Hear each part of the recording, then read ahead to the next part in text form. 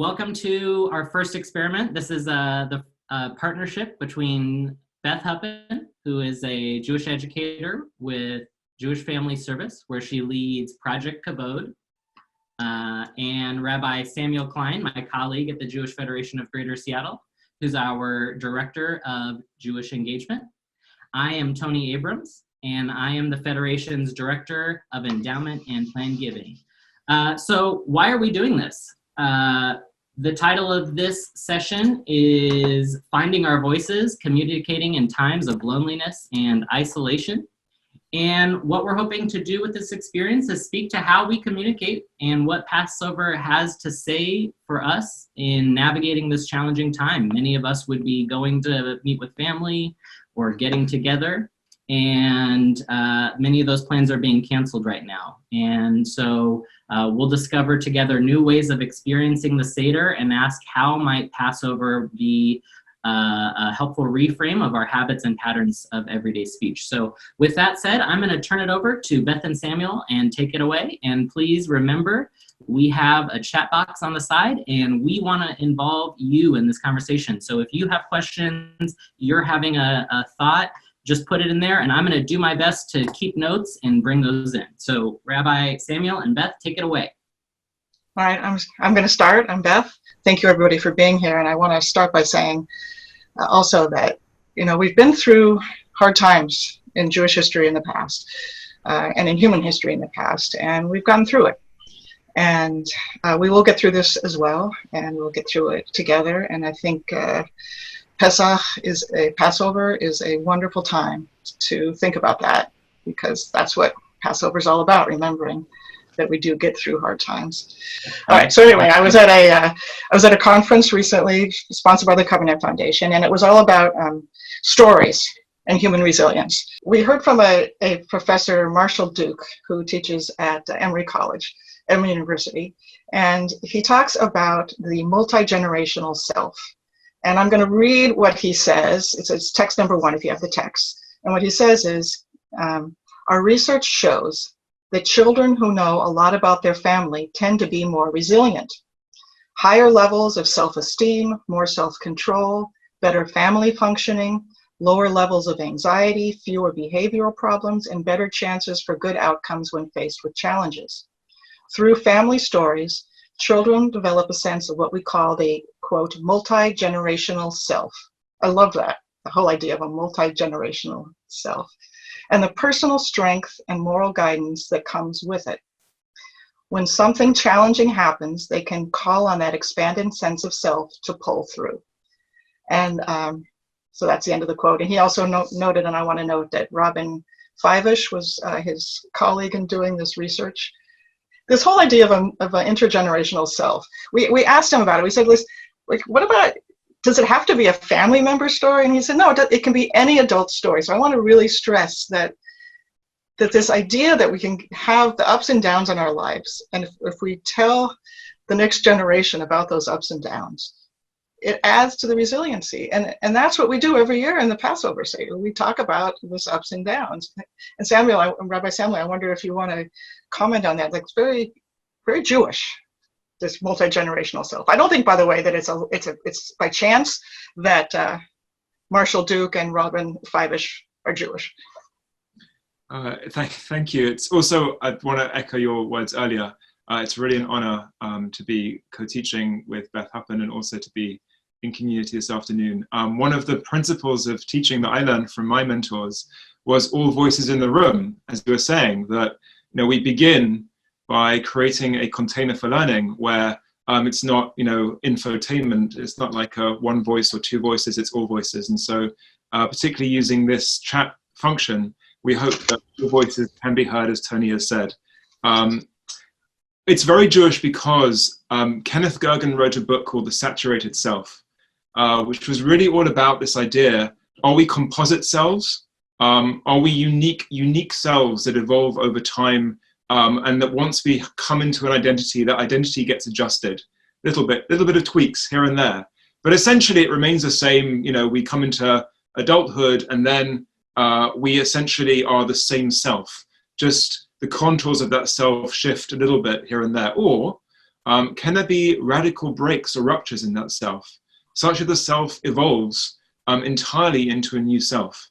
And this idea of a multi-generational self, that we are composites of types, archetypes, that come to us from generations of learning about both our ancestors, right? So literally living with our ancestors. The living with is in the present. We can speak to a Rashi. We can speak to, as we will do, a Rambam, a Maimonides, Rabbi Solomon ben Yitzchaki in the 11th century in Troyes in France, or Maimonides, who's living in Egypt. We can speak to these people really in real time, because the words are conveyed as multi-generational selves. They speak to us in that composite. So I think it's a very Jewish idea that conversation flows through and across time, and that the Seder is essentially that moment of liminal space where we cross a threshold into, I guess, another dimension of some kind. And we behave as if we are actually in conversation with characters. Yeah. Right. It's very personal, and yet it's also it's communal. Because what he's talking about is a personal story, a family story. But when we asked him, can it be a people's story? Can it be a shul's, a synagogue story? Could it be any group of people's stories? He says, of course. It's just it's being grounded in story, and the key is that the story goes up and down, and we know it goes up and down. So this whole idea of Egypt, right? That we left Egypt. That's what Passover is about. Right. Maybe you want to start with this next section. Talk about what we mean when we say Egypt. Right. Well, we were talking about this before, about Egypt not being a specific place, but it being a construct, right, for all generations. So for those following in the packets, we're going to jump to source 2. I'll be reading in Hebrew and in English. This is from Tractate Pesachim, from the Mishnah, Mesechet Pesachim, in the Hebrew. B'chal dor v'dor, chayav adam lirot et atzmo. In every generation, a person must consider oneself, literally see oneself, ki ilu hu yatsa mimitzrayim, as if having left Egypt. And I want to just highlight that word. We were discussing the word ki ilu, the as if, right? Right. Behaving as if we were coming out of Egypt. So Egypt itself is I think we were talking about it. Is it a mentality? Is it how would you refer to Egypt in your understanding of the word? Yeah, it's a state of mind. It's not a physical place, although it could be also a physical place, but it's not. Think about if you were leaving Egypt, what would you have brought with you, or what did it feel like when you left Egypt? And when they asked that question, they were referring to this event 3,000 years ago, and that's not what this is about. This is about right now. Imagine yourself leaving Egypt. What is your leaving Egypt story? Egypt, as we know, means in Hebrew, Mitzrayim is a narrow place. It's a narrow place, an internally or externally narrow place. We're in it now. The whole world is in a narrow place. The whole world is in Mitzrayim. The whole world is in Egypt. But we got out. That's the story, right? The story is Egypt exists. We don't pretend it's not there. But we also know there's a way out. There will be a way out. Very, very important. It's almost as if this idea of b'chol dor v'dor, in each and every generation, it links to the multi-generational self. I mean, if one were to use a phrase, b'chol dor v'dor is speaking to this idea of multi-generational self, which is possibly why Maimonides, if we skip to number 4, source 4, just to go there straight away, because we're talking about it, in Maimonides, he writes in his Hilchot Chametz u'Matzah, in his laws concerning Chametz and Matzah, Alachavav, concerning leaven and unleavened bread. Here's what he says. So what's happening in Maimonides in his text is quoting the Talmud, quoting the Mishnah, but he adjusts. So maybe Maimonides is doing that self-work in himself. Here's what he says. B'chol dar v'dar, almost the same phraseology. In each and every generation, chayav adam, a person must lecharot et atzmo. There's a hey in there. To behave. So the difference between lirot and laharot is just it's one letter, hey, but it changes it up completely. It's literally laharot et atzmo, to behave, to show themselves, to comport themselves, and then again, ki'ilu hu ba'atzmo, as if they themselves, again pivot, yatsa ata, left Egypt now. So he's right now. He's right there. Right now. Yeah. Right now. If I could jump in just to bring in some voices from the community, I think that there was a great comment from Kim Schultz who said, getting out started with plagues. Anything to say to that? Getting out of Mitzrayim started with plagues. Well, it's not easy to get out. You know, it's the plagues affected the Israelites, at least some of them, as well as the Egyptians.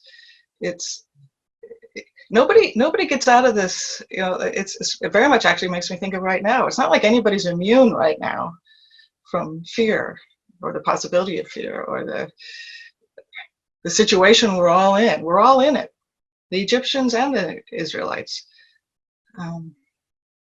It's a process.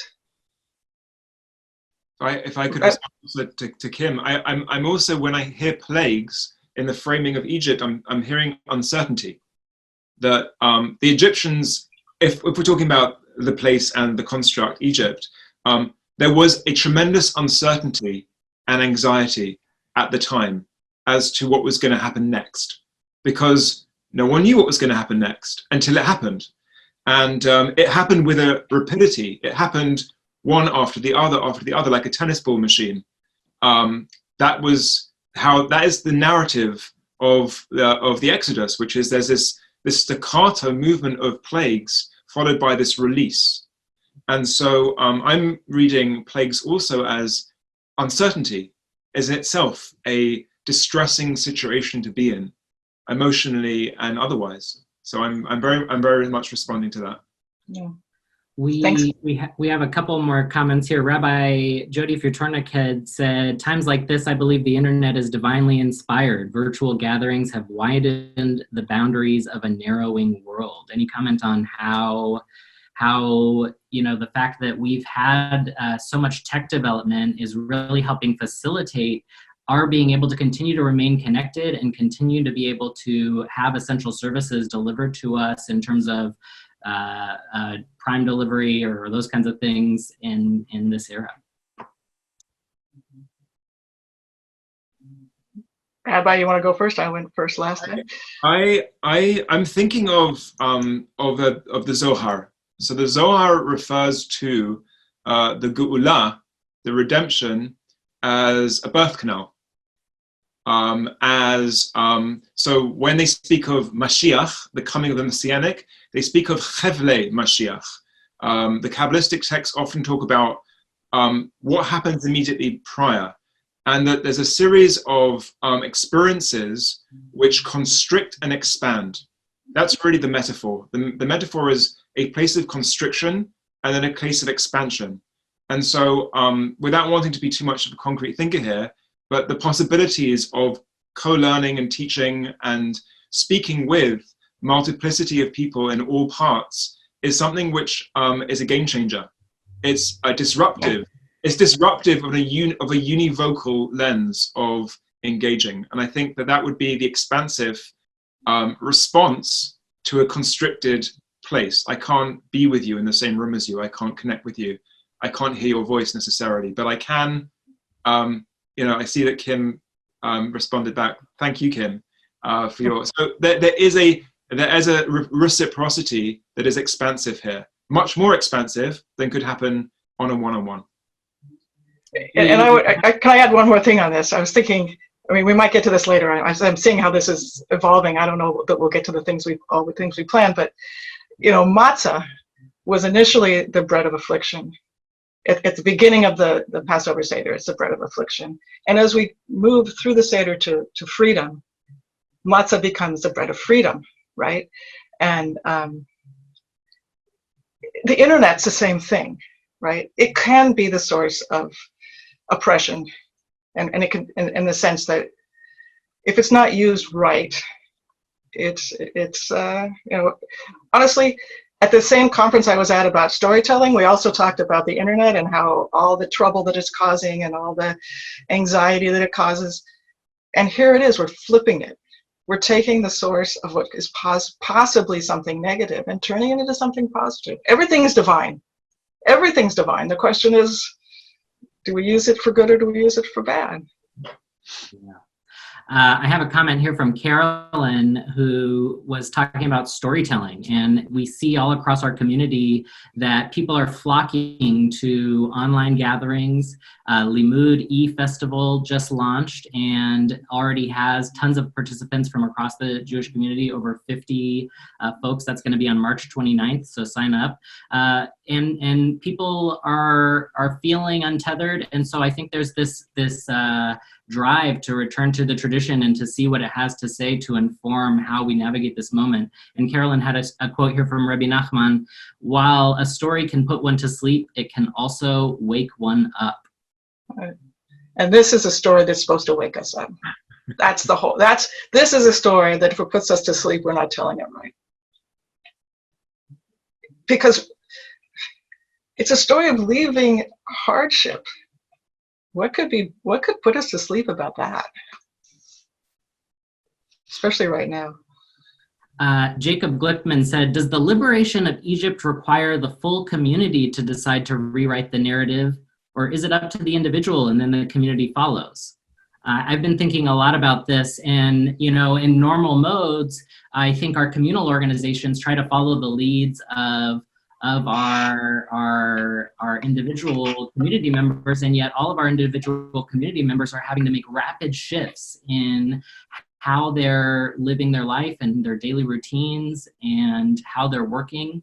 And one of the things that Jacob Bookman here I think is bringing up is this idea that is now a time when we as a Jewish community need to come together and really help us navigate this together.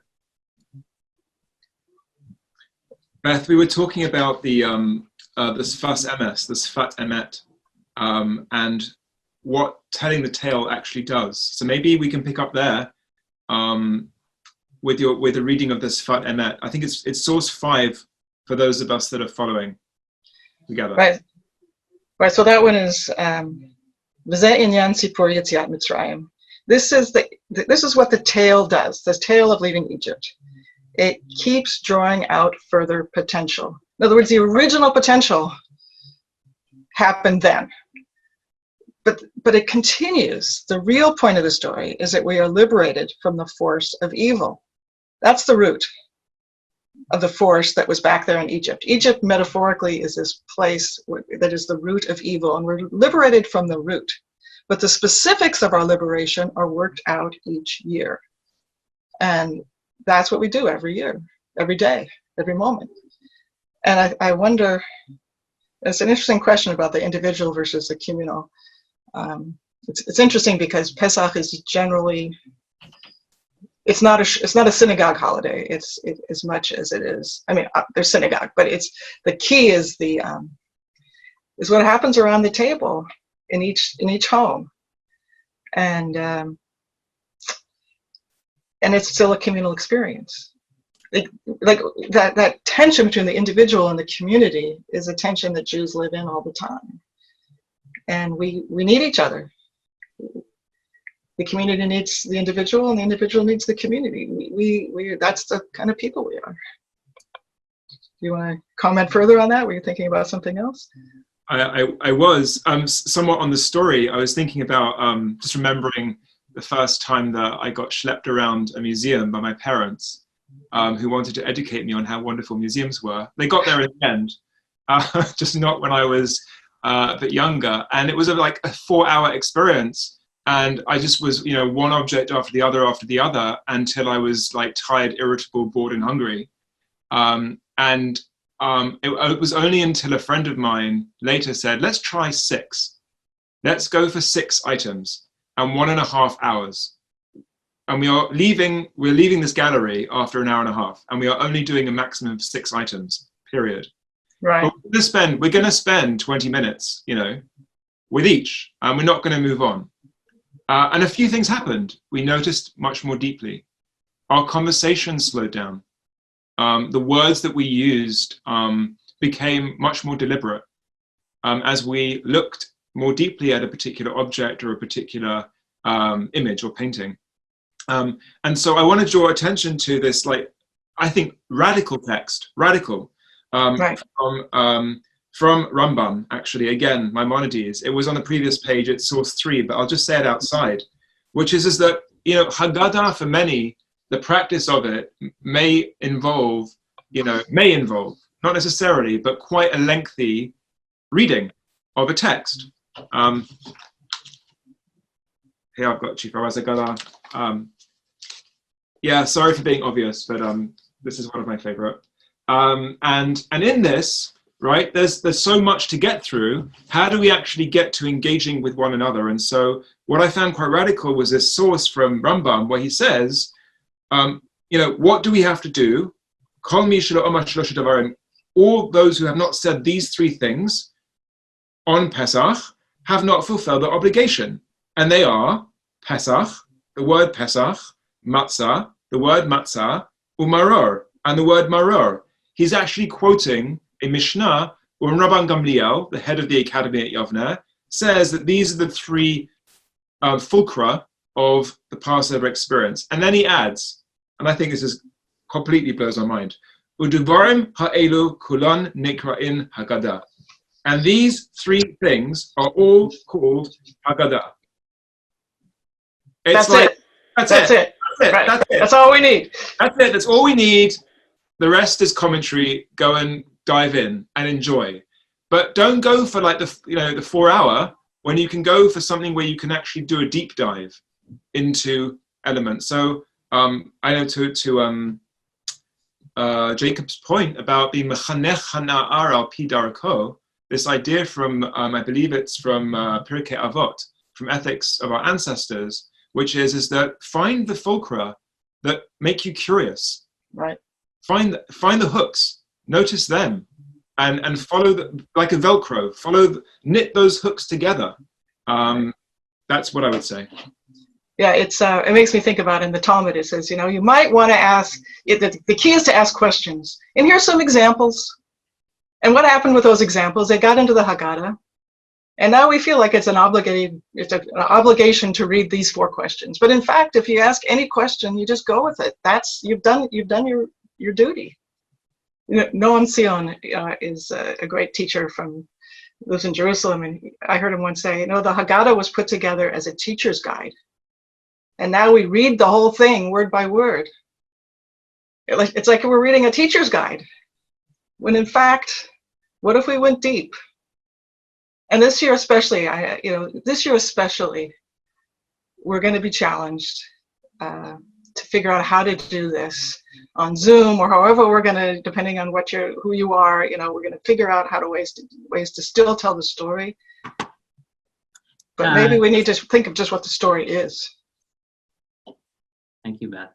Just related to that, the challenge that we're having to deal with and how we're going to have this, Barbara Esselstyn said, how will those of us who live alone celebrate the Seder? Somebody suggested Seder by Zoom. And for people who are religiously observant, there are halakhic issues with that. Is there, are you already starting to see folks navigating that between the two of you? I will, if Beth, if I can respond to that. So there's this very curious moment in the Haggadah. I'll just try and find it actually, if I can really flip there. Maybe I'll just try and remember it off. Yeah. So it says as follows: mitzvah aleinu lesaper et yitziat Mitzrayim. Even if we're all mavens about the story, even if we're sat by ourselves, in this Haggadah text that we have, it says there is this moment where we are with the story.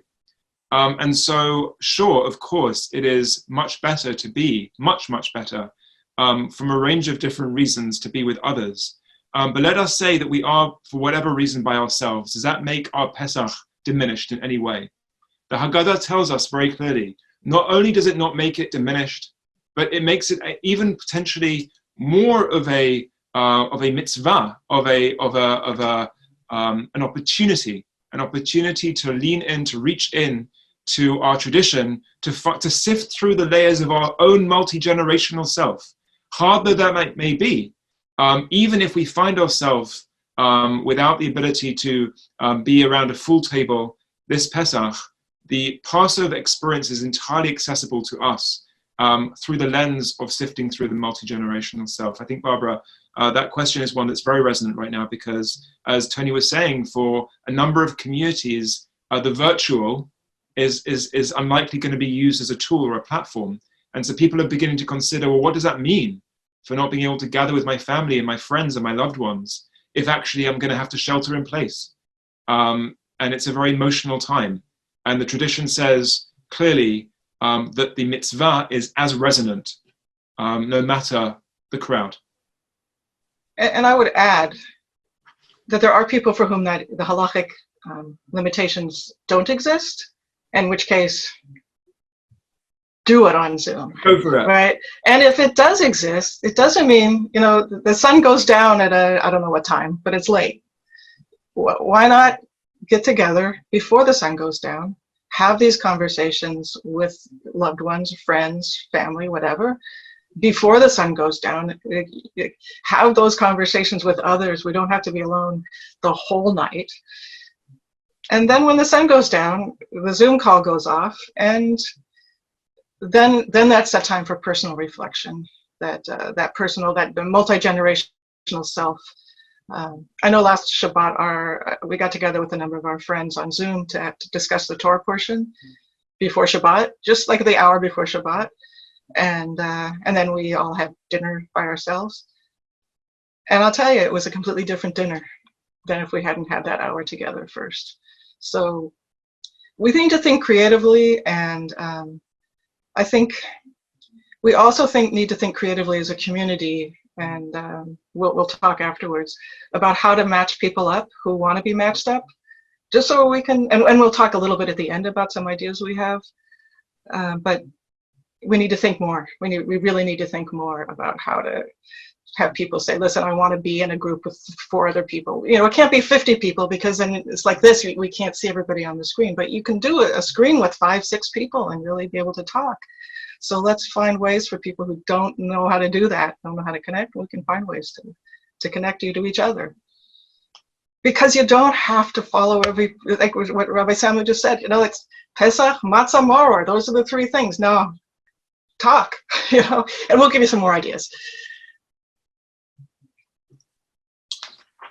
Should we move to the... Yes, go to Pesach. It makes sense to go there now. So Pesach, to section... Number 9. Number 9, right. So number 9 on this, and I think I'm supposed to start this right. So this is this beautiful teaching I saw just a couple years ago. The word Pesach, which is the Hebrew for Passover, it all throughout the Jewish mystical tradition, they do a word play. And on the word Pesach, and they divide the word in half, and they say Pesach, Pe meaning mouth, Sach, like in Sicha for those of you who know Hebrew, speaking, conversation. And I'm just going to read through this text. I'm going to do it in English for the sake of time. Therefore, we call this holiday Pesach, and not the holiday of matzahs, because the main aspect of the redemption of leaving Egypt was through the flow of greater awareness to the mouth, being peh in Hebrew. And this word Pesach stands for Pesach, meaning the mouth that speaks. And in this way, the story of leaving Egypt is happening for all generations, because this is the time that brings forth speech from exile. That's a really interesting question. What does speech in exile mean? We'll come back to that. In order to speak true speech. Again, what is true speech? This happens every year at this time, in that this story, the story of leaving Egypt, helps us to purify our speech and brings us out from under evil influences and towards holiness, which is what happened when we left Egypt. when we left Egypt was when speech was redeemed. And there's something in this about freedom to speak your own story, to be aware of your own story, to speak your own story, to be heard, the vulnerability of being able to access your own story and being able to say, this is my story. This has been my Egypt. And this is how I got out. And if we're still there, then there has to be another story when I did get out, or when somebody I loved got out, or when somebody I cared about got out, that will inspire me to know that I too can get out. And that's the story. The story isn't about Egypt. The story is about leaving Egypt and being vulnerable enough to share our story of leaving Egypt. That's what Pesach is. The mouth that speaks, the ability to tell a story, a true story. And we were talking earlier, Rabbi, about, does that mean, what kind of language we're talking about? It's obviously a particular kind of language. We're not talking about just any old language. And it's not necessarily kind language. You asked me, it's like, is it kind? It's like, well, it may be, but it has to be true, because kind isn't always true. It can be. So I'm wondering, we talked about this a couple of days ago. Do you have any more thoughts on what's true speech in this context? And as we're thinking about this Seder coming up? I think of the diburim be'emet in the Hebrew, and I wonder about the word be'emet, to use the A word, authentic speech. Diburim be'emet. What is be'emet? For me, it's about a phrase which, when it is shared with me and I'm stuck in some way, and I've been stuck for days, and I'm just thinking back to a conversation I had with a friend a few weeks ago, and I was thinking through a problem, and I was sharing all the different parameters of how I could approach a problem. And they shared with me a phrase which just helped me to reorientate myself completely. They did it unknowingly. It wasn't intentional. They said something, I can't even remember exactly what it was right this moment, but I do remember thinking at the time, okay, and it opened me to possibility. So for me, it's about speech that is not guarded, is not conjecture. It is rather talking directly to the person, to dibur el lev, to speak directly to a person, right. and for that response then to open them up to possibility. And it says that of the Haggadah of the sons, at petachlo, right? That of the she'eno yodei lishol, the one who doesn't know how to frame their questions, at petachlo, you should open it for them.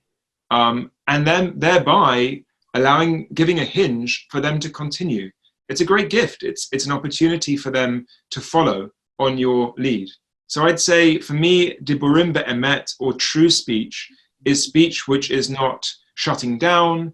It is not judgmental speech. It is not probing speech. It is not speech that closes. It's opening speech. It's speech that opens. Is there more? I don't know the last time I got asked, is there more? Well, it's interesting that you said that this person said something to you that opened for you and didn't realize it. They didn't realize right. it. So this is something that we think about, I hope, with the Seder, this Pesach, the mouth that speaks. I'm assuming this person spoke something that was true for this person, right? There's something that was true and honest. And I think when we tell something true and honest about our own story, we do open up something for others. We give voice to others' experiences in ways that we may or may not know. And, that's a very, very frightening, on one hand, idea, and also a very empowering thing, and something, especially during these moments now when we're scared. I mean, let's just say it, we're scared. We have to be really careful what comes out of our mouths, because it does impact others. And this is why I think Pesach is really this wonderful opportunity to think about what kind of speech are we going to have? Pesach, the mouth that's going to speak, what kind of speech will it be? Related to that, Beth, one of the things I'm starting to notice is when normally in my neighborhood we walk around and people are here we wouldn't say hi to each other, but because we all know that all of us are having this shared experience of social isolation, people are going out of their way to be kind to each other and to say hello and to engage because we're all going through a stressful time together. Is there have you started to see that? Oh yeah, absolutely. Or the opposite, depending on, right? I mean, that's the thing. Everything and its opposite exists together. Matzah, is it the bread of affliction or the bread of our freedom? I mean, that's the question. We take something like the bitter herbs and we dip it in the sweet haroset. We take the sweet karpas, the sign of spring, and we dip it in the salt water. There's things. Everything's mixed up. We get to decide. Rabbi? I would agree. I think it's a both and model for me. The maror says this fat emet, for example, the bitterness also presages the geula, the redemption. Right. The taste of the bitterness they had, and that's why, for example, maror is the last taste. When we were discussing, right? Why is it should Pesach, matzah, umaror? It should be first, right? First should be the matzah. First should be the maror, then should be the matzah, then should be the Pesach. Right, because the Pesach is a symbol of freedom. Pesach is the bone, right, that represents the freedom. Right. So the Safat Emet said that actually the maror, and the reason that the maror is conjoined in that Hillel sandwich, the crunchiness of the maror with the charoset and the matzah, is to conjoin a moment of Yeshua, of redemption, with a moment also of mirirut, of a little bit of bitterness. That the refu'ah comes before the makah. That the possibility of healing is somehow created or is possible prior to the wound, and that it's to locate the refu'ah, to try to find ways of framing conversation that locate possibility for healing. And the language that heals, Tony was referring to kindnesses. Words can sometimes be very task-oriented or result-oriented in their direction, but to share words that are much more about curiosity of a person's inner world and to ask them questions that draw them out in ways which are both hopefully satisfying and also uplifting. So that's, I have Aviva Zornberg's piece here on this. I think she really captures it in a beautiful way. Source 10. Aviva was sadly unable to join us next month. Her US tour has been postponed. She was going to come to Seattle to teach. And she sent me this piece, which I wanted to share with the community. Source 10. Communication that takes place between human beings is never exhausted by what is consciously and explicitly communicated. In any vital encounter, much more is transacted than lies within the field of consciousness. We always already belong to prejudices, wishes, and interests that close us to certain truths and open us to others.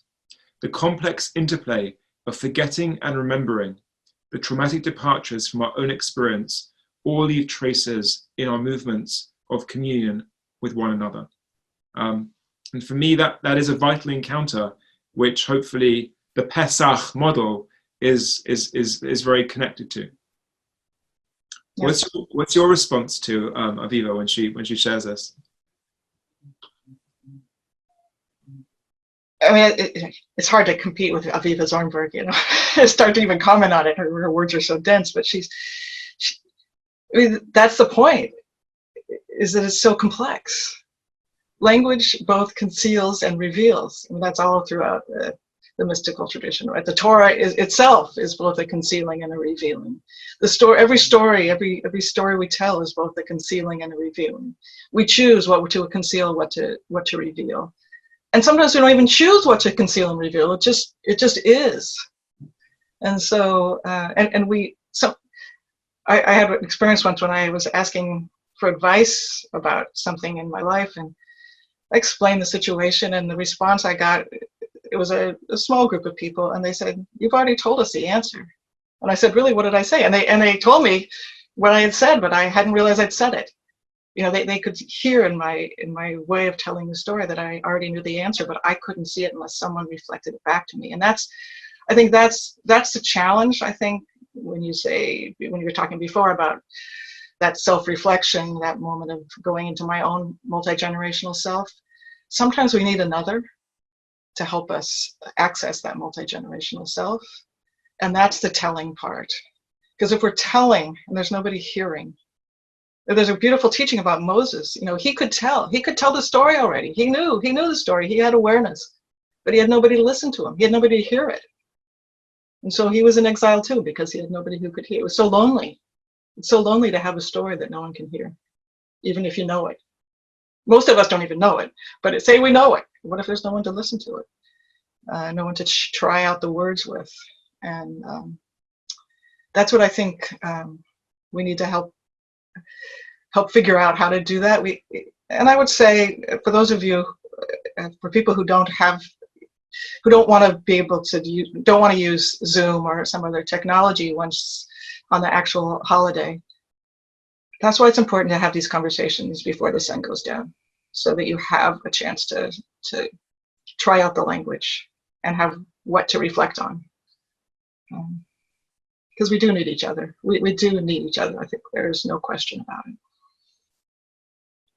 Before turning it over to Tony to close, I feel like Matzah and Moror and Pesach, these three fulcra, do encapsulate what we're discussing so much, in that the Matzah is for the Torah, lechem oni, which many translate as a bread of poverty or impoverishment or destitution. And actually the Gemara talks about how it's lechem. They do a wordplay. Again, like Pesach. I love the wordplay, right? Amar Shmuel, lechem oni, says Samuel, lechem oni. Shmuel says, lechem she'onim alav devarim. Yeah. Bread upon which matters, or many matters, devarim harbeh, are said. That, bread shared is no longer bread of affliction. And how do you share bread or share matzah? By talking over it. With it and through it. And so the matzah, in at least that Talmudic idiom, stands for the sharing of words that bond, words that bring together, bread of shared experience. So in many respects, that is encapsulates Pesach as well. Beautiful.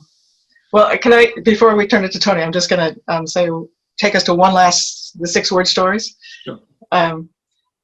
So we've talked about a 3-word story, Pesach, Matzah, Moror. Pesach, by the way, in this instance means the bone, the symbol, not the name of the holiday. Pesach, Matzah, Moror. So at the same conference I was at, with the storytelling conference, we were introduced to the idea of 6-word stories. And this is the final text on your sheet, number 16. These are short stories with an exact word count, 6 words. And the idea was, you write a story, and in this case of leaving Egypt. And again, it's not the ancient Egypt, it's a personal Egypt, either a family story or a personal story or a story that that has inspired you and has really become part of your multi-generational self. And you put it into 6 words. And we were asked to do this, actually, and I was quite I'm not sure how I feel about this, but I did it. We wrote a 6-word story of leaving Egypt, of getting some kind of resiliency story, a personal one. And then we shared with each other. And then we talked about the story. And I'm going to suggest to the community, everybody write a 6-word story of resilience, a personal one, a story of yourself, of somebody in your family, somebody you love, somebody who's inspired you. Put it into 6 words. And you could take those 6 words and share it we'll have a Google Doc. I'll let Tony talk about that. And let's make a communal stories of resilience. And those could be, by the way, stories that you share at a Seder on Zoom. Here's my 6-word story. And then people can ask each other to tell more. But we already know we can do it in 3 words, Pesach, Matzah, Moror. So we certainly can do it in 6. Tony, you want to wrap us up? Well, I hope everyone will join me in thanking Beth and Rabbi Samuel in the chat box, and for leading this incredible learning with us. And for all of you, you heard Beth, there is a call to action.